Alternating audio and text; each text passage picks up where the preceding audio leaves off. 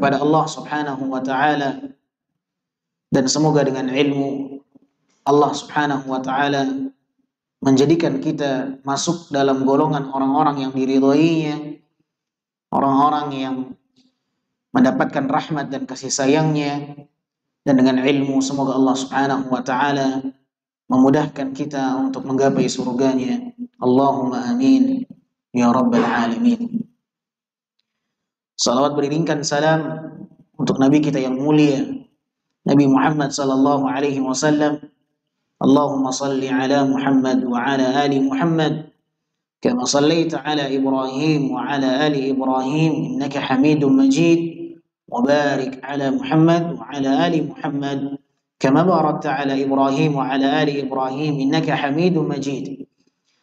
Ma'asyar ahibbah, saudaraku yang saya cintai karena Allah, kita kembali melanjutkan pelajaran di dalam kitab Sifat Salat Muhammad Nasiruddin Al-Albani rahimahullah. Pembahasan kita pada malam kali ini masih menerangkan tentang bacaan di dalam salat.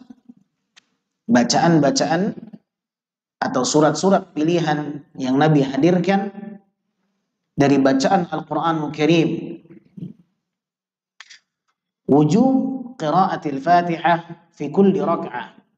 Tema yang akan kita lanjutkan dibawakan oleh beliau al-muallif, semoga Allah memberikan keberkahan dari ilmu yang telah beliau tuangkan di dalam karya-karya ilmiahnya, dan semoga ilmu yang beliau tuangkan menjadi kebaikan, sedekah jariyah beliau, dan memberikan manfaatnya untuk seluruh kaum muslimin. Allahumma amin ya mujibas sa'ilin.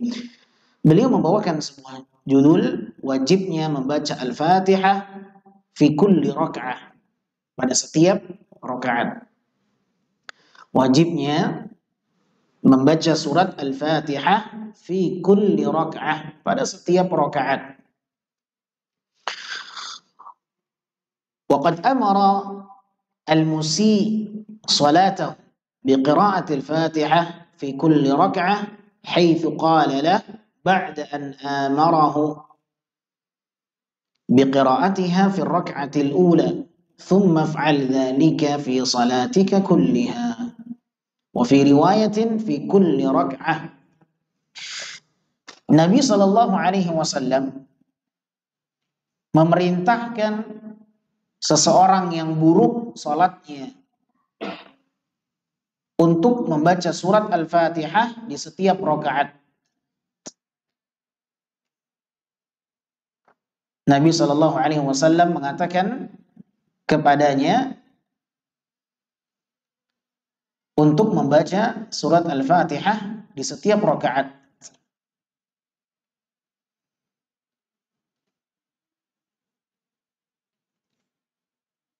Nabi mengatakan, "Tsumma fa'al dzalika", dan lakukanlah yang semisal membaca surat Al-Fatihah itu di seluruh salatmu. Fi salatika kulliha. Dalam riwayat yang lain, Nabi mengatakan, lakukanlah bacaan Al-Fatihah tadi pada setiap rakaat ketika engkau mengerjakan salat. Hadis ini diriwayatkan oleh Imam Ahmad dengan sanad yang jayyid. Ma'asyar muslimin, ada satu poin yang ingin kita sampaikan dari hadis ini sebelum kita melanjutkan pada riwayat selanjutnya. Nabi sallallahu alaihi wasallam memerintahkan seseorang yang buruk di dalam salatnya.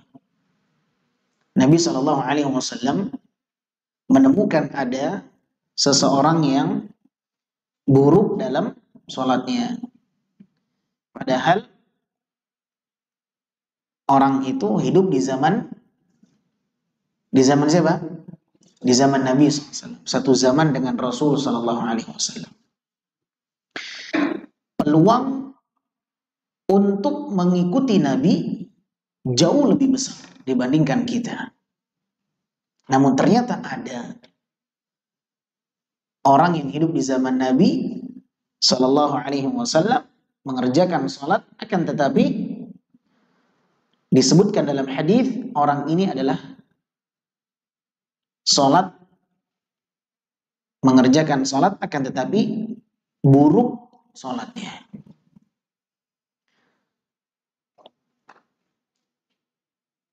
Satu poin yang penting untuk kita sampaikan, ma'asyiral muslimin yang dimuliakan Allah, tidak menutup kemungkinan seseorang yang dekat dengan Nabi, belajar dengan Nabi Sallallahu Alaihi Wasallam, akan tetapi belum membuatnya mendapatkan kebaikan. Dan kita ketahui bahwasanya orang-orang munafik, mereka terkadang duduk di majelis Rasul Sallallahu Alaihi Wasallam. Orang-orang Khawarij, terkadang mereka duduk dengan Nabi Sallallahu Alaihi Wasallam. Namun tetap hidayah di tangan Allah Subhanahu wa Ta'ala. Allah Tabaraka wa Ta'ala apabila memberikan hidayah kepada seseorang,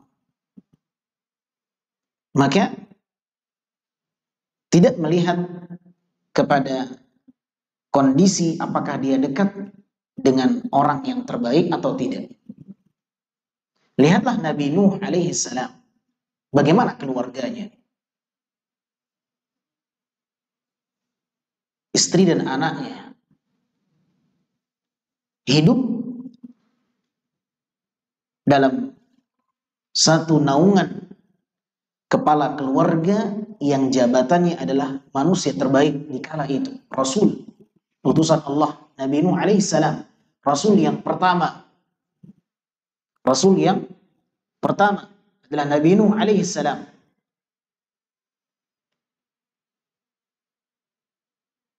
Dekatnya seseorang dengan manusia terbaik tidak menjamin apa? Tidak menjamin dia mendapatkan kebaikan. Kalau Allah tidak memberikan hidayah dan petunjuk. Sehingga kisah Nabi Nuh menjadi pelajaran yang selalu dibaca oleh kaum muslimin ketika mereka membaca Al-Quranul Karim. Bahwa istri dan anaknya Nabi Nuh tidak beriman dengan apa yang dibawa oleh orang terdekat dengan mereka. Ya, padahal mereka adalah satu keluarga. Namun sebaliknya, seseorang yang hidup dengan manusia terburuk, akan tetapi Allah memberikan kepadanya hidayah, maka dia menjadi orang yang terbaik sekalipun dia hidup bersama orang yang terburuk. Istrinya Fir'aun,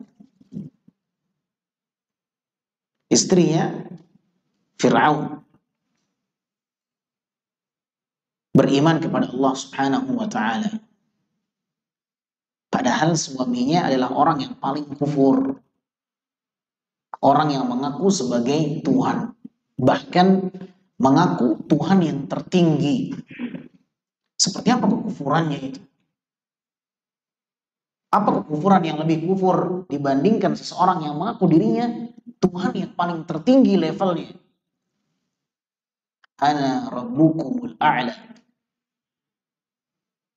Aku adalah Tuhan kalian yang paling tinggi. Subhanallah. Buruknya Fir'aun adalah keburukan yang paling tertinggi. Bahkan dinobatkan sebagai manusia terburuk di permukaan bumi oleh para ulama. Akankah keluarganya memiliki kedudukan yang sama dengan keburukan kepala rumah tangga tadi? Kalau Allah telah memberikan hidayah, maka tidak ada yang menghalanginya untuk mendapatkan hidayah. May yahdillah fala mudilla lah, wa may yudlil fala hadiya lah. Barang siapa yang telah Allah berikan petunjuk, tidak akan ada yang bisa menyesatkannya. Wa may yudlil fala hadiyalah. Dan barang siapa yang Allah sesatkan, tidak akan ada siapapun yang mampu untuk memberikan petunjuk untuknya. Lihatlah Nabi Muhammad SAW dengan pamannya Abu Talib, orang yang mendukung dakwah Nabi SAW.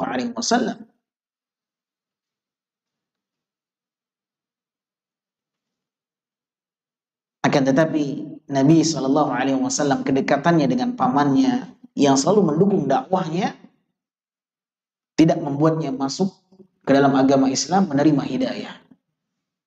Padahal Nabi SAW adalah da'i yang paling sukses di dalam mengajak kebaikan. Akan tetapi Allah tidak mengizinkan pamannya mendapatkan hidayah. Sekalipun orang yang didakwahinya adalah orang yang paling dicintai oleh Rasulullah SAW. Turunlah firman Allah, innaka la tahdi man ahbabta walakin Allah yahdi man yasha. Engkau, wahai Muhammad, tidak akan bisa memberikan hidayah kepada orang yang engkau cintai, walakin Allah yahdi man yasha. Akan tetapi Allah akan memberikan petunjuk kepada siapapun yang Dia kehendaki. Bayangkan, sampai di detik terakhir kehidupan pamannya Abu Talib, Nabi hadir di sisinya sebagai orang yang ingin mentalkinkan di sisinya la ilaha illallah. Siapa manusia yang terbaik di dalam mentalkinkan la ilaha illallah? Nabi Muhammad SAW. Nabi mengulangi di sisi pamannya, ya ammi qul la ilaha illallah kalimatan uhajju laka biha indallah. Wahai pamanku, katakan la ilaha illallah. Aku akan berhujjah di hadapan Allah nanti di hari kiamat. Diulangi lagi. Ya ammi qul la ilaha illallah. Wahai pamanku, katakan la ilaha illallah. Kalimat uhajju laka biha indallah. Kalimat yang aku akan berhujjah di hadapan Allah nanti di hari kiamat. Akan tapi Allah Subhanahu wa ta'ala tidak menakdirkan apa yang diinginkan oleh salah satu hambanya. Maka bersyukurlah kepada Allah Azza wa Jalla apabila kita termasuk di antara orang-orang yang mendapatkan hidayah Islam. Nabi mengatakan sallallahu alaihi wasallam, qad aflaha man aslam wa ruziqa kafafan wa qanna'ahu Allah bima atah. Beruntunglah seseorang yang dianugerahkan kepadanya agama Islam. Beruntunglah. Beruntunglah seseorang yang dianugerahkan kepadanya agama Islam. Nabi mengatakan beruntung. Ini modal terbesar. Seseorang akan mendapatkan kebaikan besar dengan agama Islam. Agama satu-satunya yang diridhoi oleh Allah. Allah ridho dengan agama Islam. Inna dina indallahi Islam. Waruziqa kafafan, dan beruntunglah seseorang yang diberikan oleh Allah karunia rezeki yang cukup. Wa qanna'ahu Allahu bima atah, dan beruntunglah seseorang yang memiliki sifat qanaah dalam dirinya, menerima apa adanya. Beruntunglah orang yang memiliki sifat qanaah. Dia selalu merasa cukup dengan apa yang Allah berikan. Ini orang yang berjiwa besar, selalu qanaah, selalu cukup, walaupun orang memandang kurang. Setelah anugerah Islam yang Allah berikan kepada seorang hamba, maka nikmat terbesar setelahnya adalah anugerah sunnah. Bagaimana menjadikan Nabi SAW sebagai suri tauladan di dalam beribadah. Nikmat terbesar setelah anugerah Islam adalah nikmat sunnah. Bagaimana seorang beribadah sesuai dengan tuntunan Nabi SAW. Lihatlah Nabi Shallallahu Alaihi Wasallam mengatakan kepada orang yang ditemukan buruk salatnya, dia Muslim. Kalau tidak, nggak akan dia sholat. Dia Muslim, akan tetapi dia belum mendapatkan sunnah. Padahal dekatnya dia dengan sumber wahyu melalui perantara Nabi Muhammad SAW. Hidup satu zaman dengan manusia terbaik, generasi yang merasakan nikmatnya wahyu Allah turun langsung dalam kehidupan mereka. Masih ditemukan adanya orang-orang yang buruk salatnya. Padahal mereka hidup satu zaman dengan Nabi SAW yang Nabi mengatakan kepada sahabatnya, sholatlah kalian seperti kalian melihat sholat. Peluangnya sangat besar untuk bisa mengikuti Nabi, bagaimana Nabi sholat. Akan tapi masih aja ada orang yang belum melakukan sesuai dengan apa yang Nabi ajarkan. Bisa jadi kemungkinan ihtimal dia tidak belajar dengan baik, atau mungkin belum ada kesempatan yang mempelajari bagaimana sifat salat Nabi SAW. Karena banyak sahabat-sahabat yang baru berdatangan dari Yaman, dari Kufah, dari Basrah, ya, setelah Nabi mengajarkan kepada para sahabatnya sholat, baru berdatangan sahabat-sahabat Nabi SAW ingin langsung melihat kepada Nabi SAW setelah Nabi mengajarkan kepada para sahabatnya sholat. Oleh karenanya Mu'adz bin Jabal, sahabat yang diutus oleh Nabi SAW berdakwah ke negeri Yaman, menyampaikan agama Islam. Sahabat ketika sudah mengetahui agama, mendapatkan ilmu dari Nabi SAW, maka Nabi mengutus sahabat-sahabatnya untuk berdakwah keluar kota Madinah. Di antaranya Mu'adz bin Jabal dan Abu Musa al-Asy'ari. Diutus oleh Nabi SAW ke negeri Yaman, mengajarkan agama Islam, syariat Allah Tabaraka wa Ta'ala. Sebagai perwakilan utusan Allah. Rasulullah. Nabi mengutus sahabatnya. Mereka para sahabat adalah utusannya Rasul. Dan Nabi utusannya Allah Subhanahu wa Ta'ala. Maka Mu'adz bin Jabal mengajarkan sholat kepada penduduk Yaman. Setelah mereka menerima agama Islam, tauhid, maka Mu'adz bin Jabal mengajarkan kepada mereka sholat. Dan Mu'adz bin Jabal menyampaikan kepada penduduk Yaman hadis Rasulullah sallallahu alaihi wasallam. Nabi mengatakan, "Shallu kama ra'aitumuni usalli." Salatlah kalian seperti halnya kalian melihat Nabi salat. Maka ada satu orang penduduk Yaman yang tergerak hatinya, saya harus lihat Nabi salat.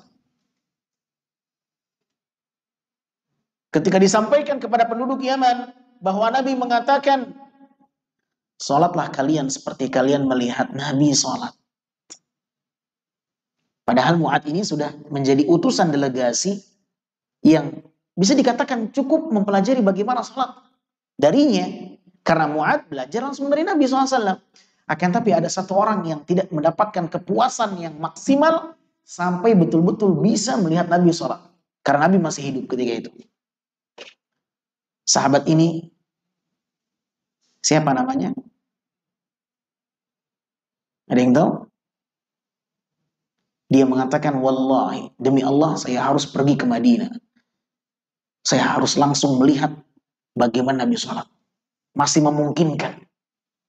Pergi dia ke Madinah. Tidak puas dia dengan ilmu yang datang dari Mu'adz bin Jabal. Kalau masih memungkinkan langsung melihat, maka itu yang terbaik. Sahabat ini bernama Wa'il ibn al-Hujur. Sahabat Wa'il ibn al-Hujur. Semangatnya di dalam meneladani Nabi SAW, terkhusus sholat, menjadikannya tergerak meninggalkan negeri Yaman hanya untuk mempelajari sholat. Melihat bagaimana Nabi sholat. Dari Yaman, selatan Jazirah Saudi Arabia, dia pergi ke utara, ke kota Madinah. Hanya untuk mengetahui bagaimana Nabi sholat. Subhanallah. Wa'il bin Hujur, sahabat Nabi yang terkenal dalam periwayatan hadis bagaimana Nabi sholat. Ya, ma'ash muslimin dimuliakan Allah. Nabi menemukan ada orang yang buruk sholatnya. Itu terjadi di zaman Nabi. Bukan karena mereka satu zaman dengan Nabi lantas sholat mereka tidak sempurna. Afwan. Bukan berarti mereka hidup satu zaman dengan Nabi SAW lantas sholat mereka sempurna. Ada di antara mereka yang masih sholatnya amburadul. Karena bisa jadi mereka tidak langsung mendapatkan ilmu dari Nabi SAW. Atau mereka hanya sebatas mendengarkan. Dan tidak mendapatkan ilmu yang baik dan benar. Maka di antaranya juga Nabi SAW menemukan ada sahabatnya yang sholat. Ketika dia mengakhiri sholatnya mengucapkan salam, tangannya membuka. Ketika salam, tangannya membuka. Dan itu ditegur oleh Nabi SAW. Dan itu yang banyak terjadi juga di masyarakat kita. Sholat dengan iringan telapak tangan yang terbuka ketika salam. Padahal itu ditegur oleh Nabi SAW ketika Nabi menemukan ada salah seorang sahabatnya yang mengucapkan salam dengan isyarat tangannya. Padahal hidup di zaman Nabi SAW. Baik. Nabi SAW mengajarkan kepada seorang yang buruk sholatnya, tidak dikatakan siapa nama sahabat ini. Akan tapi kita mengambil nilai-nilai positif keburukan mereka karena hidup satu zaman dengan Nabi, maka mereka mendapatkan perbaikan dan pembenahan. Nabi menegur mereka, Nabi mengingatkan mereka, dan banyak dalam kondisi-kondisi yang kita baca riwayat dan hadis, Nabi SAW berperan sebagai guru yang memperbaiki kesalahan-kesalahan muridnya. Bukan hanya dalam sholat saja, tapi dalam banyak hal. Ya, di antaranya juga Nabi SAW memperbaiki akhlak-akhlak yang masih tersimpan dalam diri sebagian sahabat, terbawa dahulu ketika mereka hidup di zaman masa-masa jahiliyah sebelum mereka Islam. Nabi SAW mengajarkan kepada sahabat ini bagaimana sholat, membaca Al-Fatihah. Kemudian Nabi mengatakan kepadanya, bacalah Al-Fatihah ini di setiap rakaatmu. Wa kana sallallahu alaihi wasallam yusmi'uhumul ayata ahyanan. Nabi sallallahu alaihi wasallam terkadang memperdengarkan bacaannya kepada para sahabat-sahabatnya sebagai makmum. Dan ini sudah kita sampaikan juga pada pembahasan-pembahasan sebelumnya, riwayat yang satu ini. Wa kanu yasma'una minhu an-naghamah bi sabbihisma rabbikal a'la wa hal ataka hadithul ghashiyah. Pembahasan kita ini masih menginduk kepada bacaan salat apa? Salat apa? Salat yang sir apa? Zuhur. Ingat. Pembahasan kita masih berkaitan dengan pembahasan yang lalu. Bacaan dalam salat zuhur. Salat zuhur adalah salat sir. Yang bacaan itu tidaklah dikeraskan. Namun terkadang Nabi SAW memperdengarkan apa yang Nabi baca dalam salat zuhur sehingga para sahabat tahu apa surat yang Nabi baca. Ya, mereka mendengarkan suara dengungan bacaan Nabi ketika membaca Sabbihisma rabbikal a'la dan hal ataka hadithul ghashiyah. Sahabat ketika menyimpulkan Nabi membaca salat zuhurnya Sabbihisma rabbikal a'la terdengar oleh mereka, hal ataka hadithul ghashiyah terdengar oleh mereka, Dari sini para ulama mengatakan bolehnya seorang imam yang memperdengarkan bacaannya dalam sholat yang sir namun bukan jahar. Sesekali boleh. Makanya di dalam riwayat Imamul Bukhari dan Imam Muslim disebutkan Nabi terkadang memperdengarkan, bukan mengeraskan. Ingat, memperdengarkan bacaannya terkadang kepada sahabat-sahabat yang sholat di belakang Nabi SAW.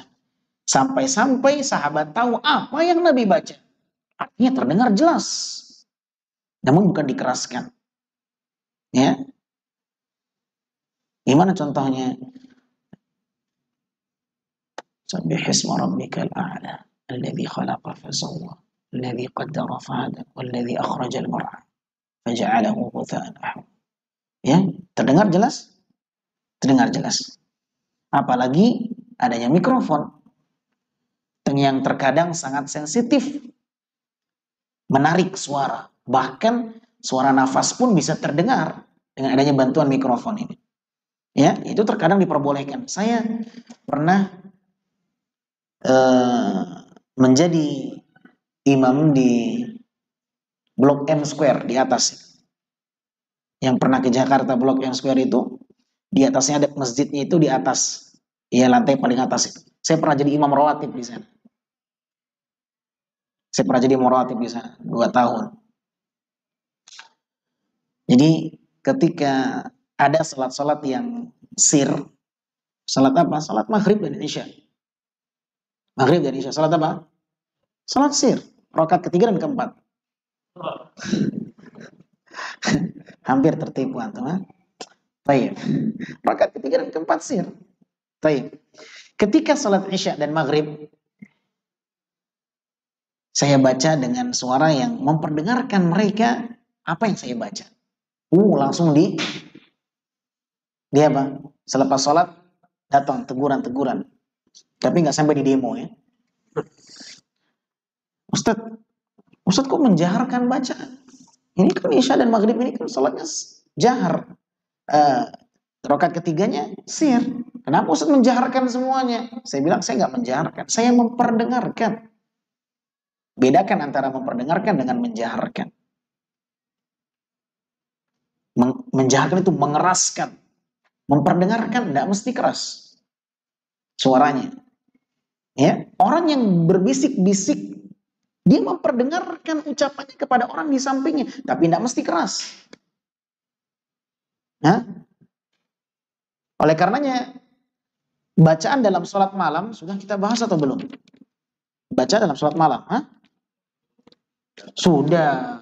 Antum, siapa bilang belum tadi? Baik. Ingat riwayat Abu Bakar dan Umar ketika Nabi SAW pernah melewati mereka dalam salat malamnya. Nabi menemukan Umar radhiyallahu taala anhu dalam salat malam yang mengangkat suara yang sangat tinggi kencang. Berbeda dengan Abu Bakar, suaranya kecil, tidak perlu keras dalam salat malamnya. Ketika Nabi SAW menemukan mereka dalam satu majelis, maka Nabi bertanya, wahai Umar, aku pernah mendapatimu salat malam, suaramu sangat terdengar jelas keras. Kenapa? Kata Umar bin Khattab, aku ingin mengusir rasa kantukku dan mengusir siapa? Syaitan. Atrudul wasnan, atrudu syaitan wa uqidul wasnan. Aku bertujuan dengan suaraku yang keras tadi ya Rasulullah agar aku menghilang niat agar kantukku hilang, mengusir rasa kantukku dan mengusir syaitan dengan bacaanku tadi. Ya. Nabi bertanya kepada Abu Bakar, wahai Abu Bakar, aku juga pernah mendapatimu sholat malam, suaramu sangat lirik, kecil sekali. Nyaris hampir tidak terdengar. Kenapa? Kata Nabi SAW. Maka Abu Bakar mengatakan, ya Rasulullah, qad asma'tu man najait. Aku telah memperdengarkan bacaanku kepada zat yang mendengarkan suara munajat. Suara yang kecil, Allah mendengar. Mau kecil, mau besar, Allah dengar. Alasan Abu Bakar As-Siddiq. Maka apa kata Nabi SAW? Nabi mengatakan kepada Umar, wahai Umar, rendahkan sedikit suaramu. Wahai Abu Bakar, naikkan sedikit suaramu. Sedang-sedang saja. Tidak perlu terlampau keras, tidak perlu terlampau lirih. Pertengahan. Luar biasa Nabi SAW. Menengahi mereka berdua dalam salat malamnya yang berbeda 180 derajat. Yang satu keras, yang satu lirih. Baik. Maka Nabi SAW terkadang memperdengarkan bacanya dalam salat yang sir. Maka ketika saya memimpin salat di Blok M Square tadi, selepas salat saya didatangi oleh beberapa orang, ya, yang statusnya mereka adalah pengurus masjid, ya. Maka sengaja saya lakukan itu agar mereka mengetahui ini bagian dari sunnah Nabi Sallallahu Alaihi Wasallam. Harus ada satu orang yang berani untuk menyampaikan apa yang pernah Nabi lakukan Sallallahu Alaihi Wasallam. Maka saya katakan Nabi Sallallahu Alaihi Wasallam pernah, bahkan sering memperdengarkan bacaannya dalam sholat yang sir, sampai-sampai sahabat itu tahu apa yang Nabi baca. Saya bawakan riwayat ini. Barulah mereka faham bahwa tidaklah salah seorang imam yang terkadang suaranya terdengar bacaan Qur'annya. Ya, makanya kalau di Indonesia mungkin enggak. Ini menjadi sunnah yang mati. Di daerah kita Pekanbaru khususnya, saya belum pernah mendapati ada orang yang ketika salat sir dia membaca dengan memperdengarkan di sampingnya. Saya belum pernah mendapati itu. Tapi kalau di Saudi itu suatu hal yang biasa. Kadang-kadang kita kalau sholat di Saudi, di Mekah atau di Masjid Nabawi, kita di samping mereka mengatakan Alhamdulillah Rabbil Alamin, Ar-Rahmanir Rahim, Maliki Yaumiddin. Itu terdengar biasa yang seperti itu. Ya, itu suatu hal yang biasa. Dan juga di antara sunnah yang mati di tengah-tengah kita adalah berzikir selepas sholat dengan suara yang terdengar. Ini sunnah yang mati di tengah kita. Berzikir selepas sholat dengan suara yang terdengar. Itu sunnahnya. Ya, bukan berzikir berjamaah, bukan. Masing-masing berzikir dengan suara yang jelas oleh dirinya dan orang di sampingnya. Makanya Syekh Shalih bin Utsaimin ketika ditanya, wahai Syekh, bagaimana tanggapanmu dengan riwayat Abdullah bin Abbas, riwayat Imamul Bukhari, bahwa Abdullah bin Abbas mengatakan kunna na'rif inqida'is salat Ar-Rasul bitakbir. Kata Abdullah bin Abbas, kami mengetahui telah tuntasnya salat Nabi Sallallahu Alaihi Wasallam dengan suara gema takbir dari zikir mereka. Ini pengakuan Ibnu Abbas. Artinya apa? Memang sunnahnya berzikir itu dengan suara yang jelas, terdengar. Tapi sunnah ini mati di Pekanbaru. Riwayatnya Sahih Bukhari. Maka Syekh Shalih bin Utsaimin ketika ditanya dengan pertanyaan ini, beliau mengatakan, ya memang sunnahnya seperti itu, kata Syekh Shalih bin Utsaimin. Akan tetapi, kalau sekiranya ada orang salat di samping Anda, dan apabila Anda menjaharkan atau Anda mengeraskan sedikit dari bacaan zikirmu selepas salat itu dapat mengganggu orang yang salat di samping, maka jangan kau lakukan itu. Tapi kalau tidak ada orang yang salat di samping Anda, maka silakan angkat suara itu. Subhanallah, subhanallah, subhanallah. Ya, tidak perlu berjamaah, tidak perlu pakai mikrofon, dipimpin oleh imam, dah, itu yang salah. Ya, tapi menjaharkan, menggemakan suara zikir selepas salat itu sunnah yang mati, ma'asyil muslimin. Ya, itu yang sunnah yang mati di tengah masyarakat kita, di tengah para penuntut ilmu. Hah? Tidak seperti orang yang melampaui batas dengan berzikir suara yang lantang, yang keras, bahkan sampai mengganggu orang yang salat. Tidak, itu berlebih-lebihan. Tidak pula orang yang rendah suaranya, hampir tidak terdengar, nyaris tidak terdengar.